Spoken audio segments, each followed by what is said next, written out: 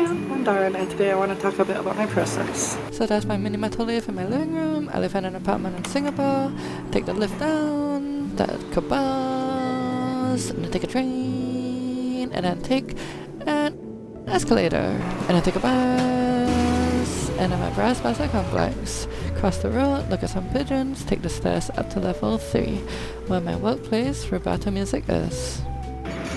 So these are my hammers and anvils. Being a cymbalsmith in Singapore of course comes with its own sets of challenges. Singapore is a country where space is really a scarcity, so you gotta work around not having some stuff like a big lathe room or like a dedicated anvil, stuff like that.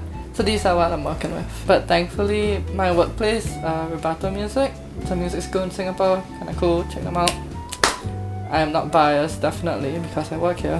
But yeah, thankfully my boss has let me use the space when I'm not working or like when I have nothing to do as just a hammering place, which is super great. I'm really thankful for that. I'm really thankful for her. I couldn't look at the camera while saying that. That's kinda sus. Enough foreplay. I will talk about my tools now. So first I'll touch on my anvils. They're pretty unusual. You don't see any big hunk of metal mounted on a tree stump here. So for my hard anvil, I use this guy. So this guy is a lap anvil and it's usually used for jewelry making. So how this guy works is, like the name implies, it just goes on your lap and then you go at it. Of course this means you can't go for too hard or for too long or else your legs are gonna die. But it is great. Yeah, it's one of the best purchases I've ever made. The next one is the plushie that my ex gave me. We're still on good terms, but this plushie just happened to be there when I was starting out cymbalsmithing and I was like, huh, what if I use this guy as an anvil? And it kind of just stuck. So this is considered a soft anvil. I'm not sure whether a lot of cymbalsmiths use soft anvils, but it allows you to shape things in a slightly different way. Because it's soft, it deforms the metal in a bit more of a gentle way than a hard anvil. Like the hard anvil will really compress it, but the soft anvil kinda doesn't hit back as hard, you know? It doesn't push back as hard when you hammer it. And then the third anvil of mine is a practice pad. So the practice pad is another soft anvil, but it has a bit more firmness to it rather than the smooth pillowiness of this guy. They both raise the metal in slightly different ways, but they're both soft. So it's a very different way from a hard anvil. If anyone wants to experiment with soft anvils, please tag me. I want to see how it affects your workflow. And now off to the hammers.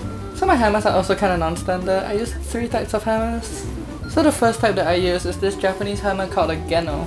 It's usually used for woodworking, but I have repurposed it for cymbalsmithing. These are really great because they have a really freaking low profile. It's almost flat, but it's like a hilariously large radius, so it's really great for raising metal in a really specific, gentle way.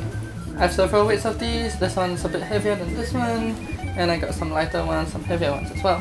So yeah, I use this one mainly for tension adjusting and light, gentle shape adjusting as well. And next we have the ball pine hammers. So ball pine hammers are pretty much a staple in any household really. Ball pine hammers for me, they raise the profile a bit more aggressively. As you can see, it has been used a bunch, so it's a bit more ground down. This one's still a bit edgy. Yeah, so yeah, ball pines are great, right? They're really accessible, and it's sort of like I just started with it, so I'm kind of just using it. All of these aren't hardened because of the lack of a hardening resource in Singapore. So yeah, I have a sort of wabi-sabi approach to making things. So I sort of just compensate as the tool changes, right? Not compensate, but like I change as the tool changes. How deep. I also have a bunch of different weights of these, so this one's the biggest one I have, and this one's the smallest one I have. So the third and final guy is this big ass hammer, right? This guy, I recently got this, and it's hilariously big and hilariously heavy. It is sort of similar to the type of Istanbul Turk style hammers, but this is Chinese made. Yeah, so it's not exactly the same, and it looks kinda cool to me. Yeah, I bought it because it looks kinda cool. The face, the face is very white, so it's also nice for that gentle lift. And so yeah, that's my hammers and anvils. Really strange, non-standard stuff. And my lathe is also a strange non-standard thing. It's straight up just a mini metal lathe at home. If you want to make those like divots that you see on like the Istanbul Zist type of stuff, you can use a softer anvil like a practice pad, and then use a heavy guy like this with a ball pine, right? Nice, slightly rounded over but not super rounded. And you can create those divots without causing a huge amount of lift in the metal. So the spot that you hammer will go down or will go up, and then it doesn't affect the overall tension as much as if you were to use a hard anvil. So yeah, it opens up a bunch of different shaping possibilities, and yeah, that's it. That's really about it. So yeah, I hope this helps anyone who is also in a similar situation and wants to start cymbal smithing, right? Like what tools you can get.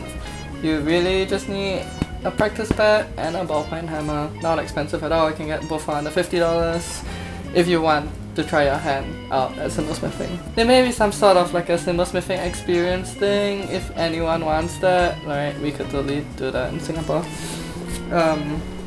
Like how Mr. Monchi Yellow does his, which is hella cool. I think it's hella fun because like a couple of students of mine, drum students, they come in and they're like, whoa, why are there hammers on the floor? And then like I'm like, oh, I'm a cymbal smith, and then they're like, oh, I want to try too, and then I just pass them a hammer with their parents' consent. I pass them the hammer and then they go at it, and it's a hell of a ton of fun to them. So yeah, if anyone's interested in that, do let me know. I think it would be cool. So yeah, that's all for today. See you! Thank you for watching and thank you for supporting my journey. Have a good day!